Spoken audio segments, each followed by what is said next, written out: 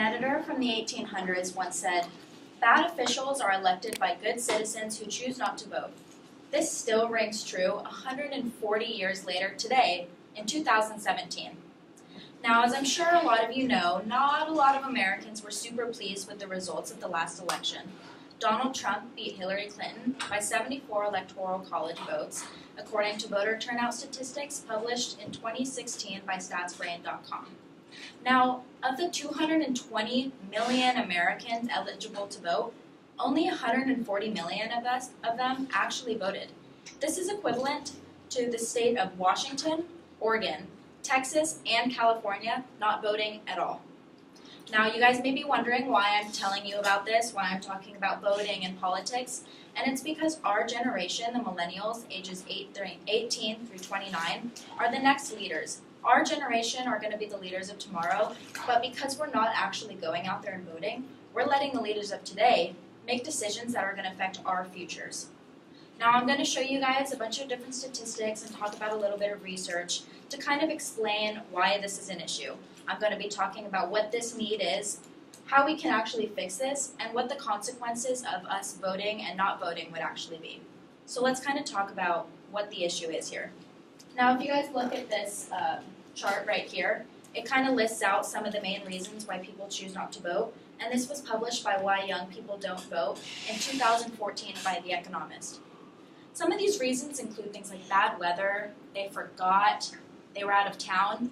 These are not very legitimate reasons to not actually go out and be involved in politics. And an even more unsettling statistic, if you look here, this was published by Tom File in 2014 by Census.gov. It shows the different age groups and their voting trends from 1964 to 2012. In the last 13 elections, our age group, 18 to 24-year-olds, has had the lowest voter turnout. And this is an issue because we're letting people make decisions for us.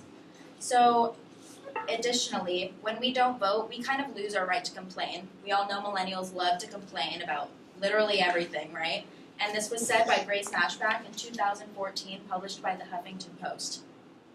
Now, climate change is a really significant issue right now. It could potentially be one of the biggest sources of conflict when we're 30, 40 years old. In an article written by Chris Kaliza in 2014, published by CNN.com, our current president has said, and I quote, "It's 25 degrees outside, where the hell is global warming?" This man is currently in the most respected chair in the United States. And how did young people respond to this? Well, in an article written by U.S. News in 2017 by Robert Castillo, 55% of millennials actually voted for a candidate who believes in global warming. But because last year, less than a fifth of millennials actually voted, we are letting someone appoint the head of an EPA be a climate change denier. I guess you can kind of see how this is an issue. Now, we're all in college. We know how expensive college is. A lot of people have to take out student loans to pay for this education. And in an article written by Lily Herman in 2017, published by Student Loans by Teen Vogue, Trump wants to completely gut federal student loan programs as well as programs that are funding public education. We all go to a public school. Kind of let that sink in and think about how this could affect each and every single person in this room. But 80% of people who voted in the last election were over the age of 29, according to How We Voted in 2017 by Robert Castillo. 80%. That 80% have already gone to college or are not going to be going to college, and yet we're letting them make these decisions for us. Now let's kind of talk about what we can actually do about this. Now, in a New York Times article written in 2016 by Giovanna, 57% of voters choose not to vote because they think either their vote doesn't matter, there's going to be some sort of voters fraud, their vote doesn't count, and this is just not true at all. And we need to be going out there and encouraging young people to actually vote. In an article by How Universities Can Encourage People to Vote, published in U.S. News in 2016, last year, Tufts University actually rented a bunch of charter buses to send their students to New Hampshire to go and watch political debates, to get them involved in what's happening, and to motivate them to vote. And to make this a little bit more personal, this is a picture I took last year from my high school. Before this picture was taken, we had a lot of people come to our school. We had a bunch of assemblies telling us that our voice matters, our opinion matters, our vote matters. And this was a rally after the election had actually occurred when Donald Trump was president, and it was in the news. And this just goes to show that every person in this room has voice. Your voice does matter, despite what other people may say. When we have well-informed students who are educated about their voting rights, we make people think that they have a place in the voting community, which is very, very important. Now let's kind of talk about what happens if we do something about this and if we don't. Now, according to a Business Insider article written by Leanna Garfield in 2016, when millennials vote, the political views become much more liberal.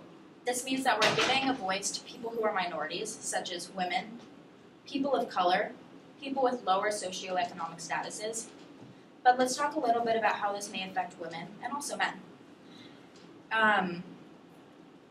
So our current president does not believe birth control is a good idea. In a New York Times article called Mr. Trump's Attack on Birth Control, written in 2017, he believes that if insurance provides things for girls like IUDs, birth control pills, the Nexplanon implant, and even condoms, that our bad behavior and sexual behavior is actually going to increase and become much more dangerous. But had we voted, we could potentially have unlimited access to things like contraceptives. So going back to the student loans thing, had we voted and actually showed up at the voting polls, Clinton's Student Loan Forgiveness Act could be in place right now, and people would be less stressed and less worried about being able to pay for an education that they need in order to be successful in today's world.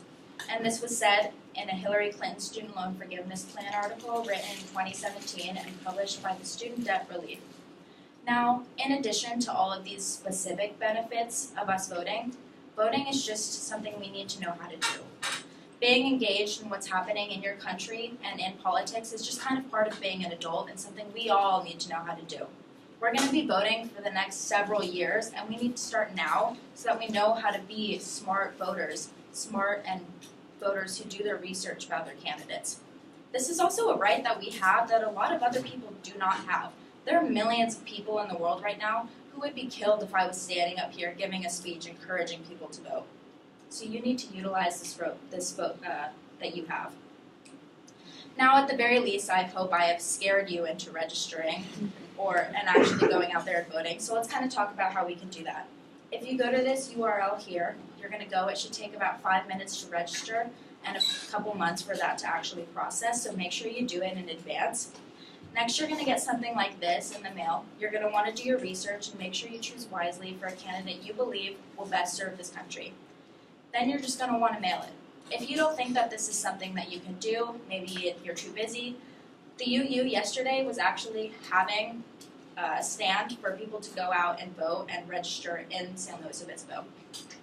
Now, I hope that you guys understand how much your voice matters and how important your vote is, and you actually get out there to the polls and go out there and vote for your local and presidential elections.